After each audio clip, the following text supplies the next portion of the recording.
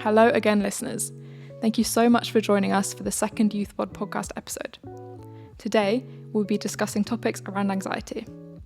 As this is something which is experienced by so many, it is essential that we spread awareness around it. We are pleased to be joined by Lawrence, a child therapist at Enfield CAMHS who works with parents and young people who have symptoms of mild to moderate anxiety and low mood, alongside behaviour difficulties, and he works through cognitive behavioural therapy. He is also an experienced cook. We can call him the Gordon Ramsay of the Trust. Let's dive in. Hi, welcome back to episode 2 of the Youth Board podcast, where today we're going to be tackling struggles surrounding anxiety, what it means for each of us personally and just generally as a whole. So let's do some introductions. So I'm Tanya. I'm a chair of the Youth Board. Hi, I'm Aika. I'm a Youth Board member. Hi, my name is Fatima. I'm the secretary of the Youth Board. Hi, my name is Cecilia and I'm a Youth Board member. And today we've got a special guest, Lawrence, who is one of our clinicians at CAMHS. So it's great to have you here. Thank you very much. It's a privilege and an honor. I really esteem being part of today's podcast. So thank you very much for the invitation. Cool. So let's start off by generally giving an overview of what anxiety is. I know that later on we'll talk about it in a bit more detail, but for now, what are some symptoms that you might notice for yourself having anxiety, but more generally, if you saw someone that has anxiety, what does that look like? So first I thought it'd be quite helpful to differentiate between feelings of anxiety and anxiety disorders. So feelings of anxiety kind of are a nervous system response that evolutionarily protected us from dangerous situations, so situations of fight or flight, and it essentially makes us scared. But people with anxiety disorders feel a disproportionate feeling of fear or terror all the time or for long periods of time. Yeah, I think that was a good point to make because I think it can be worrying. You go through symptoms of anxiety and you can be like, I have anxiety disorder. That, it's not this big thing that you go through once and you have it. It's not something to worry about. But another, I guess, differentiation is there are different types of anxiety disorders. So you have general anxiety disorders, but then you have things like phobias. I think OCD is classed as an anxiety disorder. We have our clinician here to back that up. But so yeah, I think maybe examples which our clinician could give us of, I guess, different anxiety disorders would be helpful. Yeah. Okay.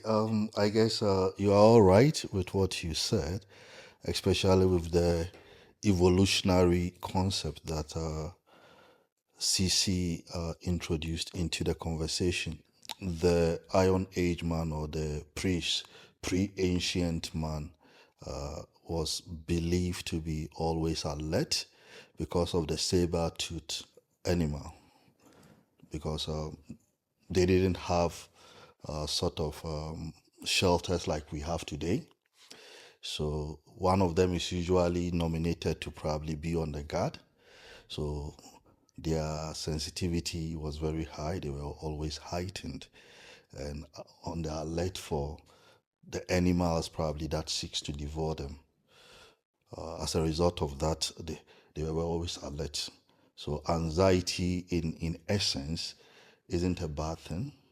It's a normal reaction to probably situation and circumstances or threat that we are faced with day in and day out, or challenges or new ideas, or even anxiety around meeting people. So for example, coming today and preparing, I had a bit of anxiety coming to meet you guys, and that is a normal reaction. So with the type of anxieties, as you said, we have phobias, which are basically fear of things. So somebody could have dog phobia. There are different kinds of phobia. Phobia of being in a closed space, which usually is termed as, I think, claustrophobia, or agoraphobia, being in an open space, and obsessive compulsive disorder, as you said, OCD, could also be as a result of anxiety, fear of something happening. So you have to do things to sort of stop that from happening, and which sort of lead into some sort of ritualistic behavior. But then we have the general anxiety disorder, like you said. So all these are types of anxieties, but anxieties could present in so many ways.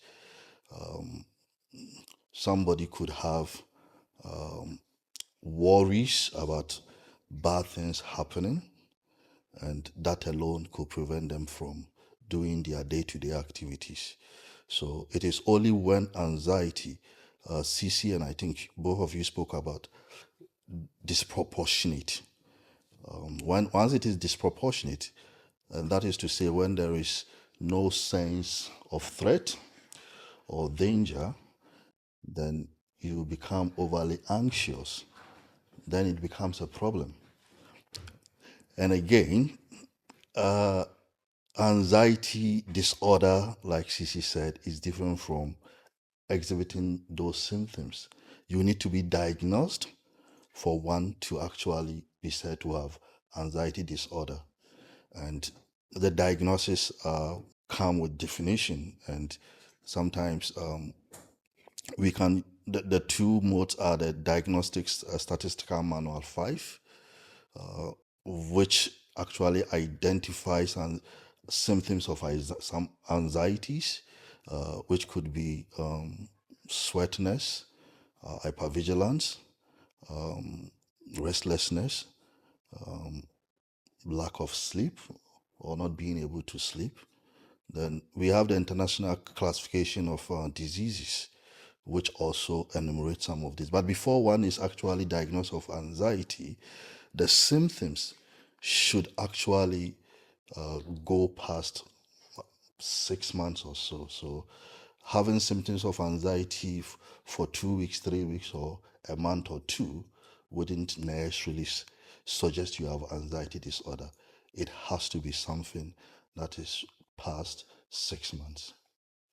And I think that was a very good insight. I think a very, very important thing mentioned there was it happens to everyone. Things like anxiety, it's not just teenagers, it's not just older people. It happens throughout your life. You don't look at one group of people and they've got anxiety. It can happen to everyone.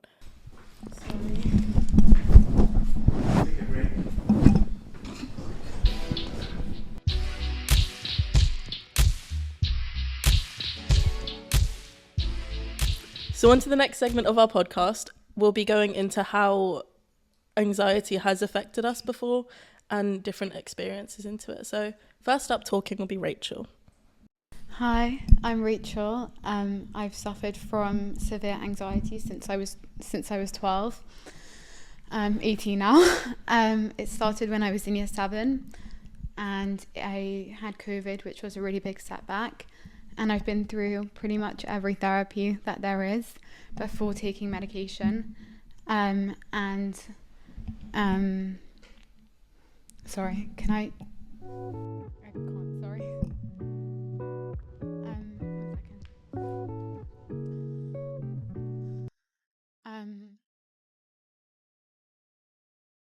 No, I want to talk about it. I just want to yeah. I just want to say it without yes, I suffer from anxiety. Started when I was in year 7. One of the hardest things for me was not knowing what anxiety was, and experiencing things that I didn't know why this was happening to me. I didn't know why I felt like I wasn't breathing. I didn't know why I was being rushed into hospital. I didn't know why I was getting angry at my parents, and I couldn't go into school. And I think part of my journey has been to stop asking also why this kept happening to me, and sorry. Over the years, I learned what anxiety was, how it manifests itself into our lives, my life, how accepting that I'm an anxious person, but that's not who I am. It's just a part of me, and there's so many greater parts of me than, me having a panic attack or feeling really anxious when I talk. And I get very emotional, but I try not to suppress it anymore, because I think it's important for people to see that emotions are real and they're valid, and as we were saying before, it's okay not to be okay. And I think part of my journey that has led me to where I am now is I don't want to look at it anymore as something that's holding me back, as something that, I can't do things in life. I can't live a normal life. Instead, I want to look at it as I can help other people feel not alone. I don't want anyone to feel like they're not alone and that no one knows what they're going through, because I've been there and I'm there and it's not great. And things that I guess have helped me, I would say mainly for me, is my change of mindset. I struggle with low moods because of my anxiety, where I constantly used to get really down at why I couldn't go a single day without having a panic attack, or why the same paramedics were always at my door. And I think that now when I feel like I'm having a panic attack, and instead of saying, why is this happening to me? Why can't I be normal? Why can't I live a life like everyone else? I just say that firstly, there's no such thing as normal. Everyone has struggles, everyone has challenges. And what can I do with my challenge to help other people instead of wallowing in my own distress? And that really helped me, because sometimes when I'm having a panic attack, or I am really anxious, or just having a really bad day, techniques don't work. Take a few deep breaths, it sometimes just doesn't work. Listen to some music, it doesn't work. But just allowing myself to feel nervous and to be like, it's okay not to be okay, and I'm gonna spin it around, because your mind, sometimes it feels like your mind's controlling you and you have no control, but you do. You have control over your attitude towards the situation, maybe not necessarily the situation itself. I wake up in the morning and I go to school and it's really hard, but I can choose to either, come straight back home again, or I can try be there for a little bit, try and crack a joke with some of my friends and talk about things that make me happy. And so yeah, that's a big thing that worked for me. Also, so for me, helping other people gives me a sense of purpose in life. I think sometimes you feel like you don't have a purpose. So I wrote a book.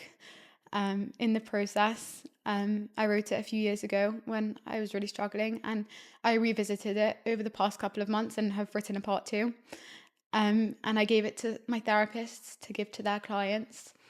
I have a WhatsApp group that I started when I was in hospital, that I post one positive quote each day when I wake up to start off the day really positively, because you just need that one. For me, it's all about attitude. It's all about mindset. It's, the situation might not necessarily change for you. You might have this struggle for the next week, month, year, but you can 100% change your mindset. And I want to do that for other people. And for me, that's helped 1,000 times more than doing breathing exercises and listening to music. Although that does help, it's helped to help other people and spread positivity where I can.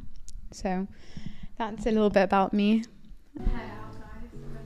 so much for having me. Thank you for speaking. Did really well. Thank you so much, Rachel. Okay. If I could, On to my experiences, I think, especially recently, I think I'm doing a lot better with anxiety and getting through that. I think when I was younger, it was a bit more difficult. I think when I was younger, I dealt with panic attacks, and it was when I went to college. So when I started college, year 12, I would suffer with panic attacks during classes. So I would have to leave the classes quite a few times. And it did affect my education a little bit.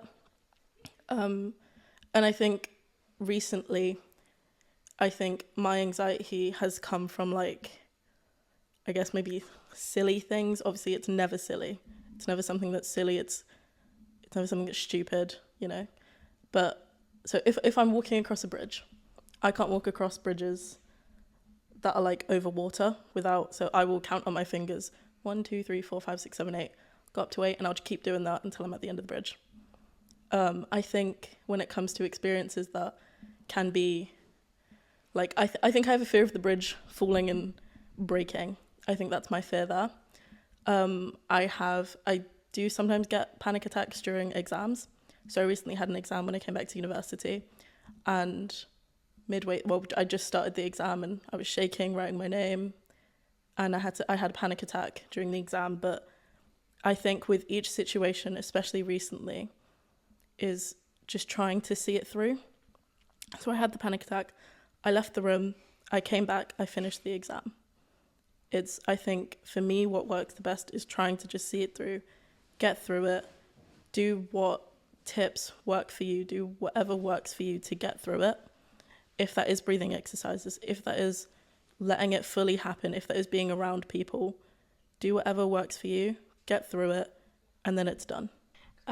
So my experience personally with anxiety, for me it started when I was around 9, 10, and so with what came with the anxiety, the package, it started off with actually bullying from people, where I would be bullied and criticised for my appearance and my weight.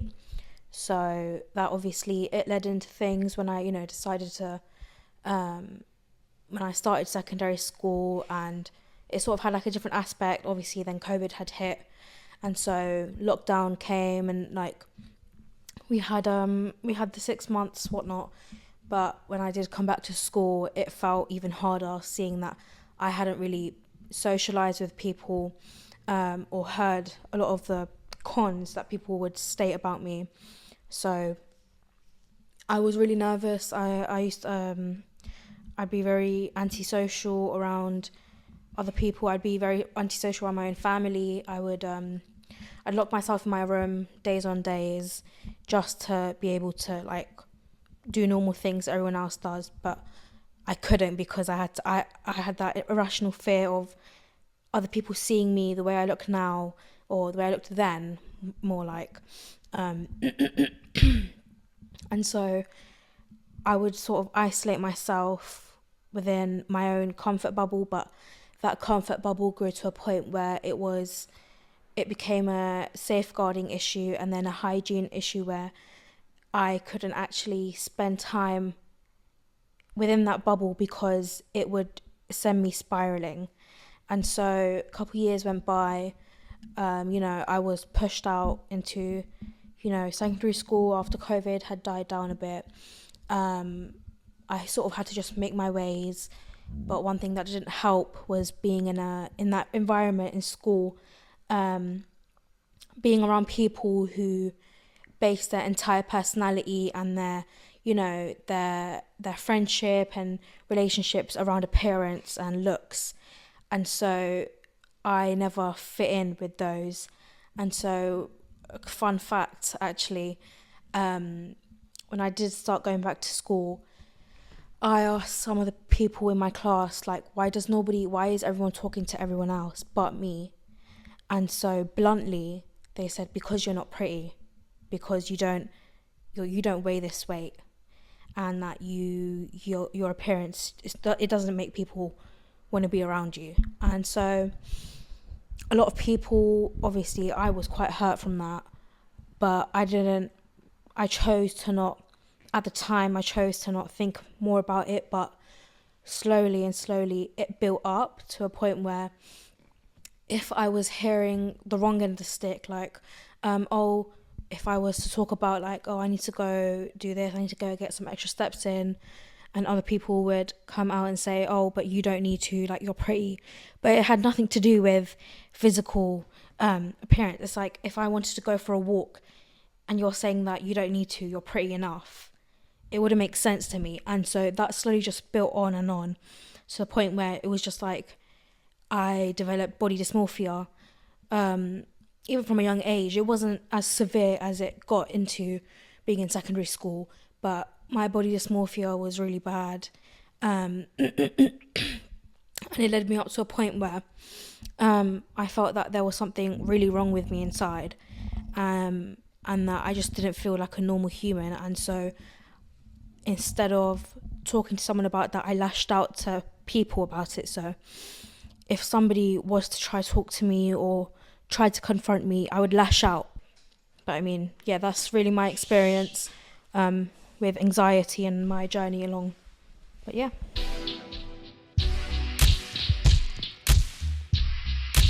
Okay, so we're back talking about tips and tricks, helping everyone with anxiety and how to deal with that from personal experiences. So first, Aika is going to speak. So stuff that have worked for me is listening to music that has a repetitive beat to it, so I can, find patterns, because patterns usually help me calm down a bit, or just repeatedly doing something that has the same pattern, like tapping myself 3 times, 3 times, and 3 times.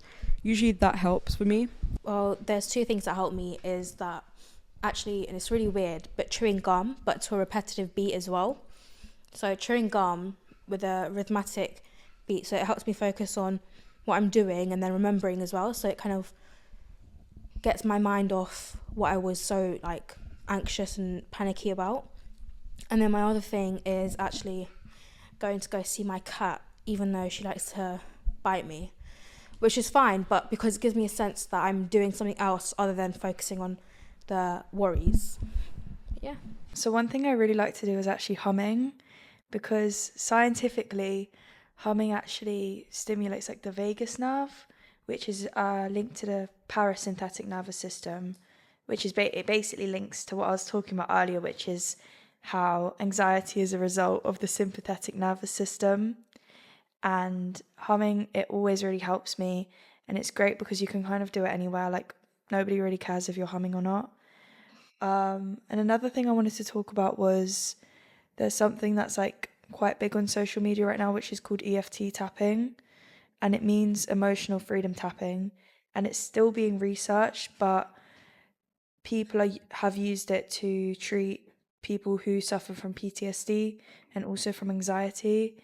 And it essentially works by sending signals to the stress parts of your brain, the parts of your brain that control stress levels, and kind of confronting feelings that you have with anxiety, which I think kind of links to what Rachel was saying earlier about how when she feels anxious, she tries to kind of like actually feel it instead of just suppressing it. And I think this technique, it kind of helps you to actually kind of process the emotions that you may be feeling instead of just like shutting them away. So those are the 2 techniques that I really like. I'm kind of curious, what is EFT tapping? Like, what does that look like? Like, is it literally mean tapping? Like, I'm just kind of... There are basically parts of your kind of body and especially face that are called meridian points. I'm not sure if I'm pronouncing that right, but I definitely recommend looking it up on YouTube. But basically you kind of tap them, and these parts of your body are meant to, like, if you tap them while saying like, yeah, I feel anxious, but like I'm safe, that can just send that signal to your brain that like it's okay. And then also if you kind of recognize how anxious you feel before you do it, so like, how anxious do I feel on a scale of 1 to 10? Maybe a 9. I find that after it always goes down 6 or 5, and that's how it works. But there's quite a lot of like stuff on YouTube about it if anybody's interested in finding out more. So yeah, I think that was really useful. I think for me it is the counting. So 1, 2, 3, 4, 5, 6, 7, 8. And I think specifically touching, so 1, 2, 3, 4, having something to touch and take you out of the experience of I can't breathe or being so focused on something else. I think it takes you out of it, and you remember you are human, you are a person, you're still here, everything, it will be okay. So I think that's what works for me. You guys have shared quite interesting ways of managing and coping with anxiety. I could pick up from Cece, who was sharing something to do with the vagal theory. Actually, when it comes to anxiety, it's got to do with our people will say autonomous nervous system because it is automatic. So what happens is there is a disconnection between the part of your brain that we call the prefrontal cortex or the cerebral cortex and the cerebellum, which has got to do with the limbic system and the part of the brain that we call the stem brain or the reptilian brain. So I hear some of you talk of parasympathetic nervous system. That regulates how you relax, resting, probably even easing yourself. Then I heard others talk about the sympathetic nervous system, which is around the limbic system that controls your emotions to do with the FFF. So these three parts of the brain are supposed to work or cooperate with each other. But when especially the sympathetic nervous system or the sympathetic part of the brain, where we find the amygdala, when it disconnects, so it because it's to do with emotion, it sends signals that probably you are in danger. So that is where all these palpitating, excess oxygen gathering in the brain comes in. So if the EFT tapping with the counting, what you are doing is what we call the grounding techniques. So what that does is it communicates to the brain that you are in a safe situation. Because at this point, the PFC or the prefrontal cortex that has to do with the reasoning, logic, executive functioning to tell your brain that, look, you are not in danger, you are not in danger, is disconnected. So that is where we talk of flipping the lid. We use the hand model sometimes to describe the brain. So this bit, which is the PFC, is disconnected from the limbic side and the stem, so once it is disconnected, it's more or less like the fire alarm going off when there is no real danger. In essence, when there is danger, you are supposed to panic. When there is danger or threat for you to run, blood should be pumping towards your heart. You should be getting ready to what?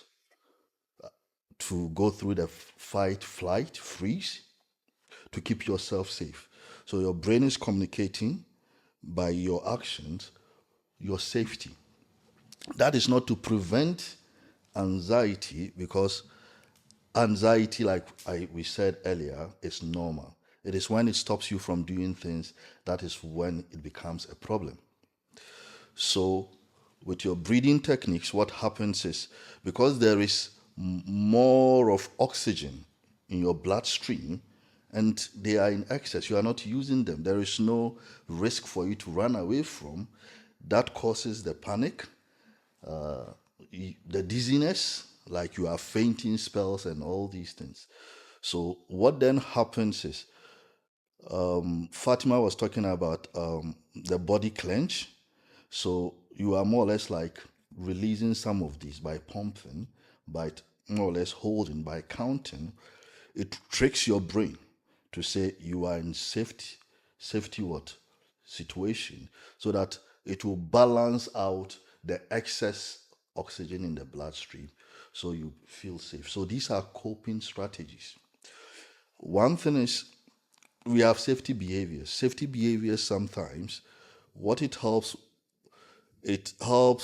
in the immediate. So, for example, if you probably are facing a tricky situation or a situation that will cause you anxiety, and it will probably take Fatima to be around, or probably your teddy bear for you to cope.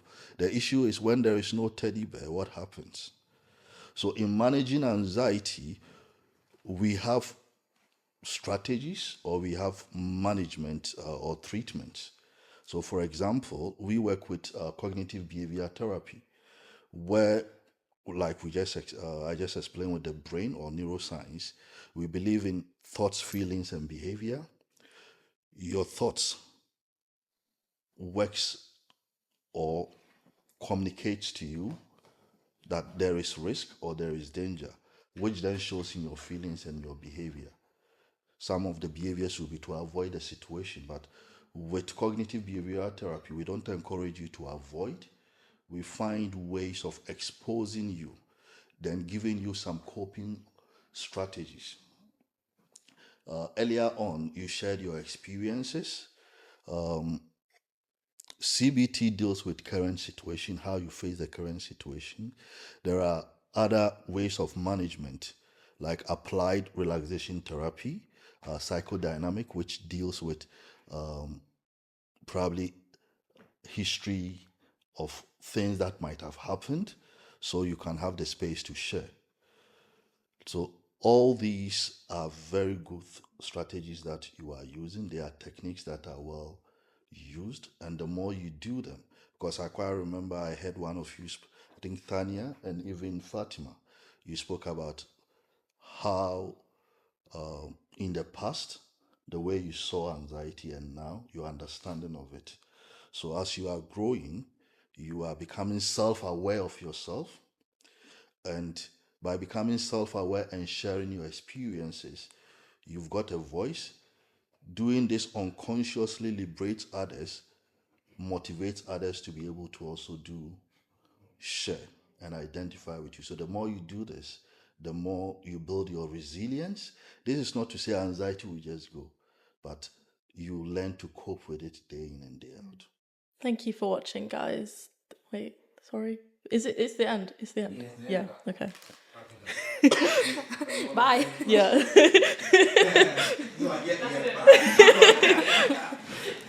Thank you to Lawrence for that. I think that was a very important message, I think, to send about why people feel the way they do, but also just the general message of it is important that we do these podcasts and these episodes, and we are happy to speak about, our experiences and how that can help other people.